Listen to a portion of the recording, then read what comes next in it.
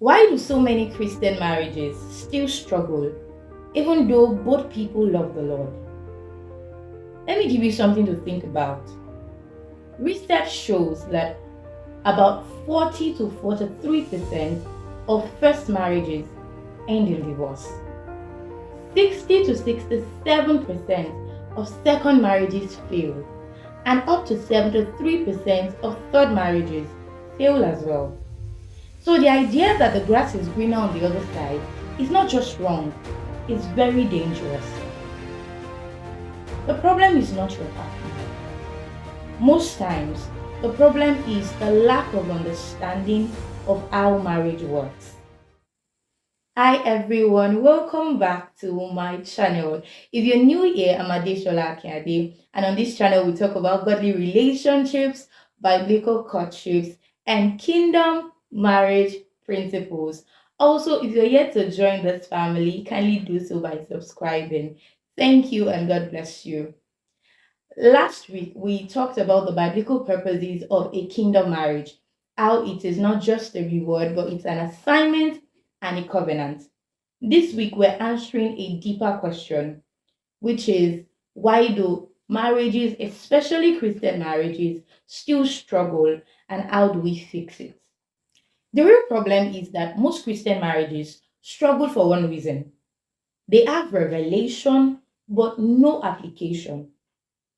You can know scripture, you know the verses in the Bible, you can quote them, and not know how to live it out daily, and not know how to apply it to your own situation. And marriages don't fail because love love was absent. Most marriages don't fail because of the absence of love. They fail because the required skill, maturity, and intentionality was absent. And this is one of the things wisdom teaches you. It's good that you have knowledge, you've read the books, you've read the word, but without wisdom, you will still struggle. Because wisdom is what teaches you how to apply that knowledge to your own situation. And in the application of that knowledge, you have to unlearn, you have to relearn. Those are skill sets. You have to gain them, you have to mature. Wisdom teaches you to be intentional, to be diligent. And this is where we see that there is a gap. And before we go any further, allow me to correct this the grass is greener on the other side mindset. It's not always so. Because some people believe that my partner is the problem. If I just change partners, I'll be fine. If I just marry another person, all will be well. It's not always so. It's because of you that I read what research has shown and what statistics are proven. About 60% of second marriages fail. And the reason they fail is quite simple. Most people enter the second marriage with unrealistic expectations.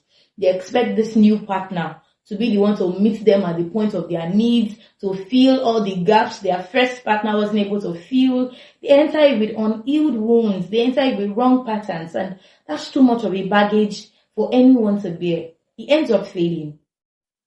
But that's just statistics. As Christians, divorce is not an option because God hates divorce. That's what we see in Malachi. And this is why we see a lot of emphasis on choosing right and marrying well. But just in case you're entertaining the thought of, let me end this marriage, the next marriage is not assured to last. So the problem is not just who you marry. The problem is who you become in the marriage. And you can rewrite your story. That is the truth. In most cases, you can rewrite your story. You can heal in that marriage. You can correct things in that marriage. You don't have to look for another partner. Because most times you repeat whatever it is that was going on in your first marriage. So nothing really changes. It just takes a couple of months for you to see that you're back to square one. That's the truth. And here is where I will say that I don't know what you're going through presently in your marriage, whether it's been rosy or it's not been too good. But let me speak to you, especially if you're married. Let me speak to you that struggle is not proof that you chose wrong. Struggle is proof that growth is required. It's proof that there is a need to grow, to mature, to fill a gap. It's proof of that. Not that you chose wrong or that this is your end. No. As believers, we're on a journey to being perfect. But to a large extent, you and your partner, you're two imperfect beings. Two imperfect beings coming together to form a family. That's work. Obviously, there will be friction. Why? You both are coming from different backgrounds, different environments, some different cultures. There will be friction. But that friction is not meant to destroy you. It's not meant to destroy your relationship. It's meant to refine you and make you a better version of yourself. And that's why I just believe that it's all about perspective.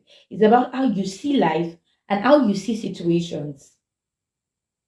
Two people may go through the same storm, and the difference between their results, you will see that it started with the mindset, with their mindset, with the way they approached it.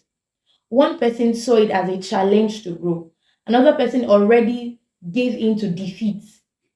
It's the mindset, it's your perspective. So believe that something good can come out of your marriage, something good can come out of your life as a result of your marriage. Now let's move to our discussion proper. How do we thrive, or how do you thrive as a couple, as partners in a relationship, as spouses? How do you thrive? How do you thrive in face of challenge, conflicts, opposition, situations? How do you still have a wonderful marriage? The first thing is to love beyond feelings. If you check 1 Corinthians 13 from verse 4, you see the Bible explaining what love is. Love is not just butterflies. Love is not just the mushy feeling. Love is an action. And 1 Corinthians 13 breaks it down. Love is kind, is patient. Love does not take record of wrongs. Love is not boastful. Love is not happy when injustice prevails. Love is an action. You see it there. What does that tell you? If you want to have a blissful marriage, your love must go beyond emotion. It must go beyond when you're feeling like it and when you're not feeling like it. Love for you has to be a decision. It has to be a responsibility. You must take it as your work. You have to be committed to it. You know, the Bible tells us in 1 John that God is love. And all of the things we see in 1 Corinthians 13 defines God, explains God. See it like this. If the love of God towards us was based on emotions, and God had to wait for us to do things that will make him fall more in love with us, or he had to wait for his emotions, he had to wait to feel that love. And you know, most of those emotions of love is based on what the other person is doing or not doing.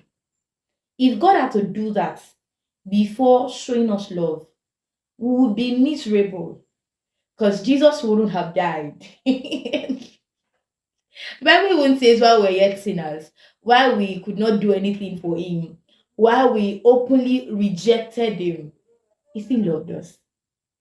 It was a decision. And that's one of the things we should emulate as believers. With your partner, let love be a decision. You don't have to feel like it. You don't have to feel like it before doing it, before showing that you care, before paying attention, before giving. You don't have to feel it. It should be a decision.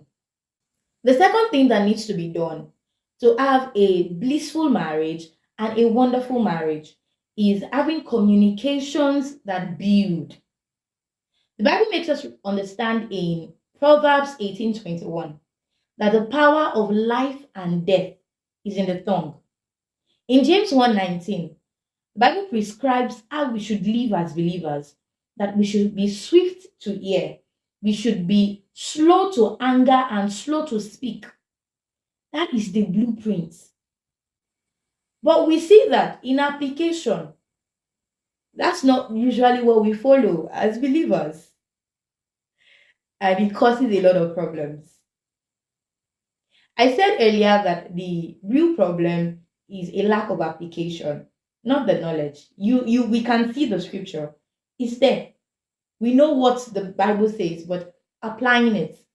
And one of the areas this gap is evident is in communication. This is where we see most marriages failing because of poor communication. You don't know what to say, you don't know how to say it, when to say it. All of those things, they matter. And they are skills that can be learned. Here is where I'll dabble into a bit of psychology and research and talk on how to communicate effectively, especially when there's a disagreement or conflict. Because it is in these times that we see the gaps, the evident gaps. When you both don't agree on a matter, when you both don't see eye to eye on a matter. That's when awful words begin to fly, one partner feels disrespected. All of those issues is usually when there is a conflict that we see the gap in the communication skill. And the good thing about communication skill is that they can be learned. Like I said earlier, they can be learned. How do you go about conflict resolution? How do you communicate effectively and properly? What do you do? Number one, start gently. Start gently. Research has shown that however way you started a conflict is a huge predictor of how it will end. Let me give you an instance.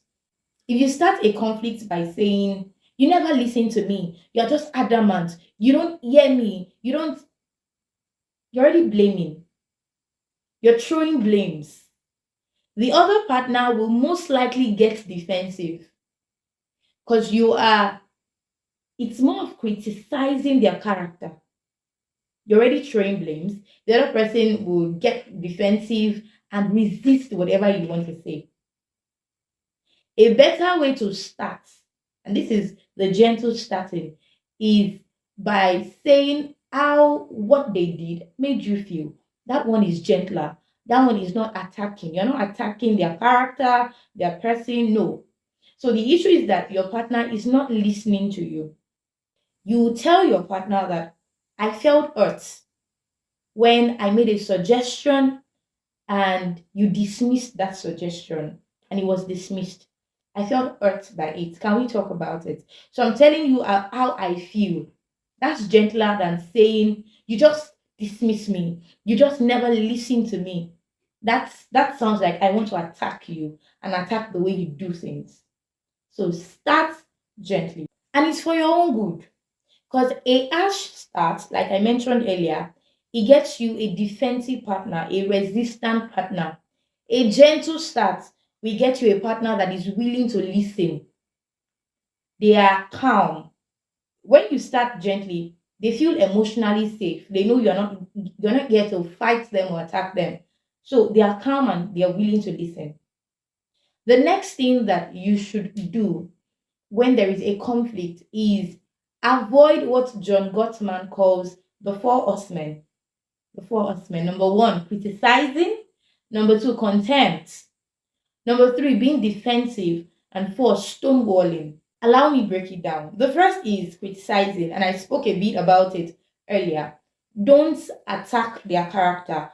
Don't criticize. Don't blame them. You won't get the result you need. You won't. The other one is contempt. That's showing disrespect by your words, jabs. And here's where I would say avoid sarcasm. Avoid sarcasm. Don't be sarcastic. There is an issue that needs to be sorted out. That's not the time to add sarcasm to your words because when emotions are high or when a sensitive issue needs to be addressed, sarcasm most times feels like disrespect and it will do the same thing that disrespect does. It makes the person close up. So avoid anything that will make your partner feel disrespected. The third toxic behavior has to do with being defensive. And this applies both to the one who is speaking and the one who is being spoken to. The one who is being spoken to most times wants to defend his or herself. We are humans. You want to prove that you are in the right. You want to defend yourself. But you shouldn't. Why? Once you start defending yourself, your partner starts feeling like you are not listening. And that is true. Because if you enter a conversation with that posture of, I will defend myself, I will prove my points, you're most likely not listening. What you're doing is you are thinking to yourself, you are thinking about the next response. What can I say that will prove him or her wrong? That's what you're thinking. You're not listening. So at the end of the day, nothing gets solved. In fact, the problem escalates. What am I saying? Take responsibility. Your partner is telling you that he or she feels hurt by something that happened that you did. Take responsibility. Put yourself in your partner's shoe and tell yourself that could be true. Take responsibility. And to the one who is speaking, it will come back to you because your partner will want to clarify something or explain something, not defend, just to clarify. And the onus is on you to not defend yourself, but to also explain. I will break this down when I'm talking about active listening. The fourth toxic behavior has to do with stonewalling. This is where you withdraw emotionally, where it's as though there's a wall between you and your partner. They're talking, you're not listening. It's as though you can't hear them, and they will feel it, which is not good. All of these four toxic behaviors, they escalate conflict. They don't resolve it at all. They escalate conflict. They erode trust. They reduce trust. Because once you start stonewalling your partner, or you're disrespectful to them, or you're always criticizing them, there's nothing good that they can do in this life.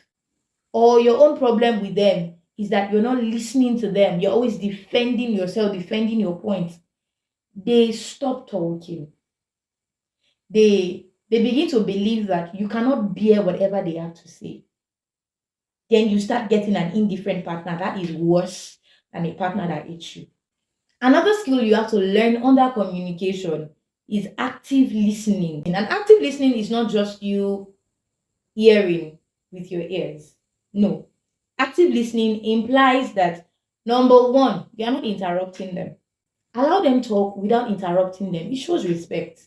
That even when maybe you want to clarify something and you need to interject, it's a norm that it comes with an apology. I'm sorry for cutting you off, but can you clarify this? I didn't get that. It shows respect.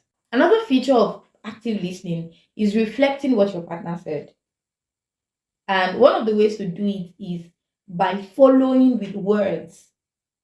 For instance, your wife said, at the park today, I met this man that carried a big balloon. You want to show that you are following. You can use words like, oh, a big balloon. Why did he carry that? Then your wife continues talking about it. This is even communication generally, not even conflict.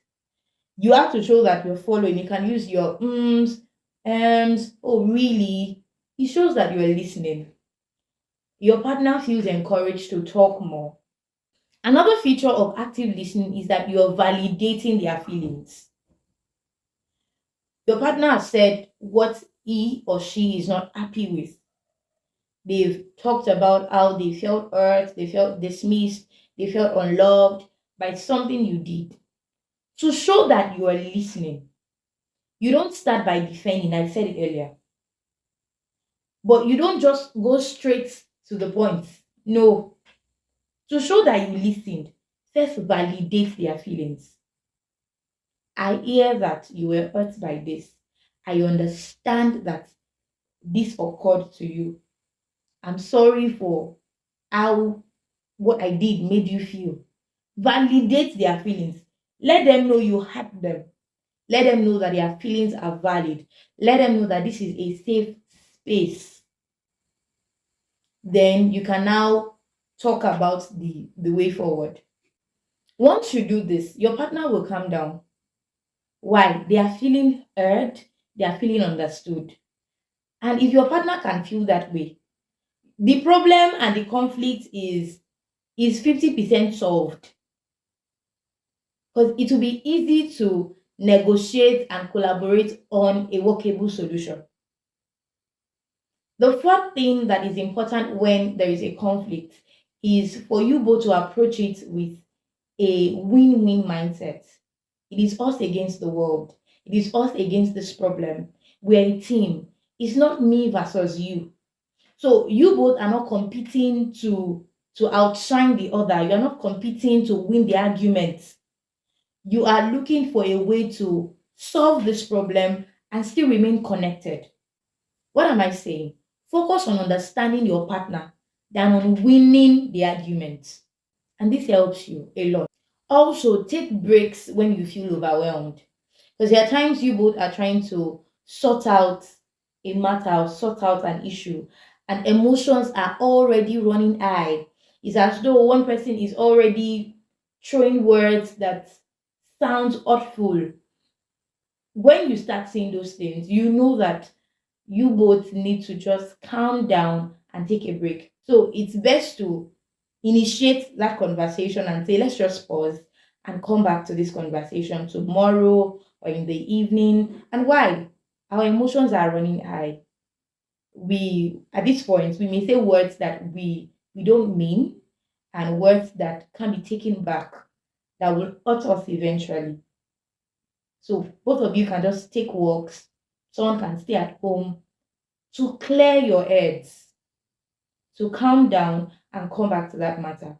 This is me assuming that you have a partner that will understand that explanation. But if your partner does not understand that, even after you said so, kindly just take a walk, because staying in that atmosphere won't help the both of you. Just take a walk, clear your head, come back to that matter. Another thing you should pay attention to when there are conflicts is try to look for the source of the problem.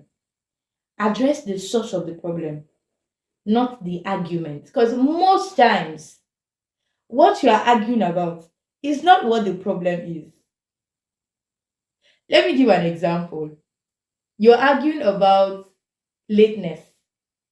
The man is talking about how that you are always late for our dates or fixed date nights, and 2 hours I'm sitting at the restaurant, you're not showing up. Or it's the woman who is saying, 2 hours I'm sitting at the restaurant, you're not showing up. You come back to tell me that you had work, you were busy. The date is not the problem. That the person came late, that argument is not the problem. It's not the major problem. The major problem is how it made that partner feel. It made them feel unimportant. It made them feel less of a priority. You don't prioritize me. That's why you can keep me waiting for hours. That is the problem, not the date. The date is just a symptom of the problem. Or in a situation where maybe the husband did not eat the wife's food that night, and the following morning the woman is angry and a big conflict ensues. The man is wondering, it's just food. What's the problem? It's nothing, it's not a big deal. And the problem becomes heightened. What do you mean it's not a big deal? You're not eating my food. Most times when you sit the both of them down, you realize that it's not even the food that is the issue. At times, it's that the woman feels the man has stopped caring. The man has stopped caring about her, has stopped paying attention to her, has stopped complimenting her, or has stopped giving in the house. What am I saying? When there are conflicts, don't just think about the present argument. Think about what the source of the problem could be. Else, if you solve the argument, you keep having arguments because you did not trash the root. You did not dig out the roots of the problem. This is why, in most cases, what you are fighting about is not what you are fighting about. It's a different matter. So attempt and try to understand your partner. Try to understand the source of the issue and fix that. Note also that when there are conflicts between you and your partner, you can't always be right. The end result cannot be solely based on what you think should be the solution. If that is the situation every time, that what you say is how we end this conflict, every time, you are not ending any conflict. In fact, check your marriage. You have most likely gotten yourself an indifferent partner who does not care again, because He or she knows you will do what you want to do. So what's the point? That's not a good place to be. That's not a safe space to be in. What am I saying? Be flexible. Be open to influence. Be open to adjusting your stance. It's a win-win. What you should be thinking is, how can we win as a team? And if we are thinking of the both of you as a team, you are not just fixated on what you think the solution should be, or how you feel both of you should end that disagreement. You're not just fixated on that, you're fixated on how can both of us come out of this conflict and this disagreement feeling satisfied, feeling heard and understood. You're a team. You're a team. Be ready to adjust. Be flexible. Be flexible. Because most conflicts get resolved faster due to collaboration and negotiation. Both partners are open to talking about it. What's the best alternative? How do we go about this? That's what I'm saying. It's a win-win. It's you against the world, you and your partner against the world, against the problem.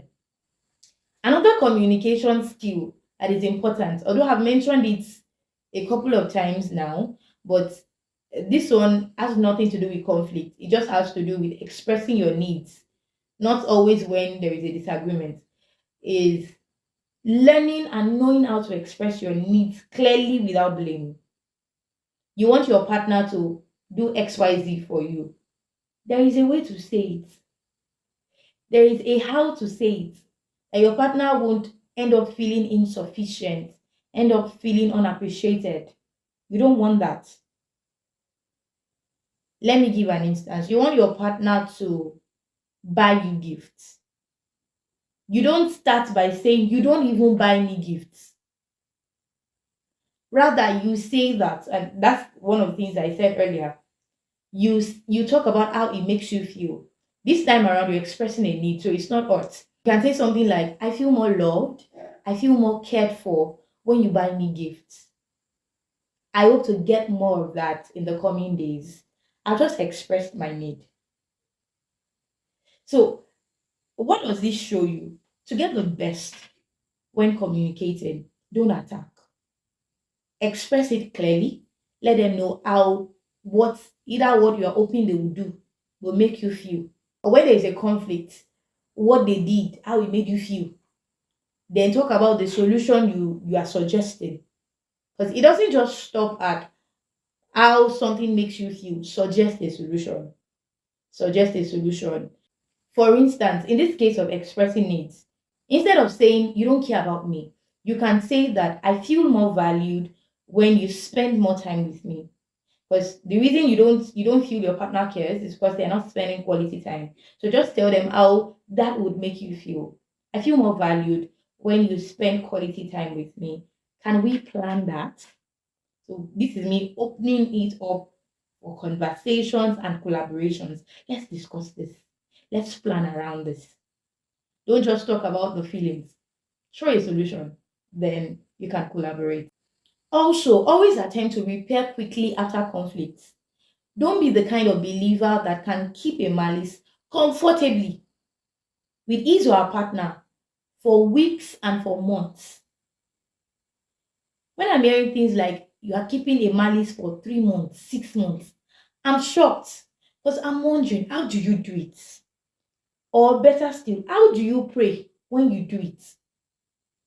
Because that kind of a hardened heart is not too good. Your soul cannot be healthy. For all of those months, your soul cannot be healthy. It's not helping you as an individual. Not to talk of your relationship, because it will cause more emotional damage to that relationship. You can do that. So attempt to repair quickly. Attempt to solve the problem on time. Don't let it pile up for too long. Here is where I will say that set structures too that will ensure you both don't keep malice for long. I think it was Pastor Mildred that mentioned one of the structures they have in their family as a couple, that before any of them leaves the house every morning, he or she has to give the other partner a kiss. I think it's a kiss or a peck. It's the normal thing. And Mifunke Felix Adejumo also mentioned having something like that. In our own case, before they sleep every night, you have to kiss your partner. One of the things that kind of structure will do is that it will lessen the tension. You know that you will eventually have contact with this person before you sleep. Somehow, it's as though you will borrow yourself brain that why am I fighting? What is the issue? What is it that we cannot solve?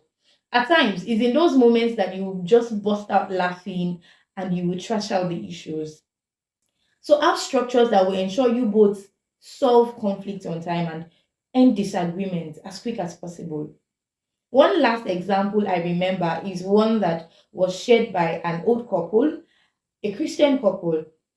When they were asked what the secret of their lasting marriage was, the wife mentioned that it is because of one of the structures they set. And that structure is that whenever there is a conflict, the first person to say sorry is the most mature. Whenever there is a conflict, the first person to attempt to repair that disagreement is the most mature. And it became more of a competition for them because no one wants to be the immature one. That was how they were able to resolve issues on time. Because I don't want to be the immature one. So set structures that will help your relationship. Sit down with your partner and talk about it. One last thing I will say before I leave this communication matter is that you should build a strong emotional bond with your partner. Why am I saying it? It's easier to resolve a conflict when the relationship itself is working and both partners feel connected. It's easier to resolve a conflict. Let me explain it with an example a counselor gave me of people entering a relationship. If you enter a relationship and you were 100% in love with this person before you entered, you felt connected, felt bonded, all was well. Whenever there is a conflict, the conflict will reduce that feeling of connection. We'll reduce it by a particular percent, let's say from 100 to 60%. But 60% is still enough to keep the relationship going. You guys will still be fine. However, if you enter the relationship with a 60% affection for your partner, your connection and your bond was just 60%, and you have a conflict, the conflict will reduce that affection or that feeling of connection. Let's say it reduces it to 30%. 30% affection or the feeling of connection will mean more work. It's in those moments you will start seeing all of the issues where you feel like I'm the only one doing all of the work. This person is not just cooperating. Yes, it's because the feeling of connection is not so strong. Why did I use this example?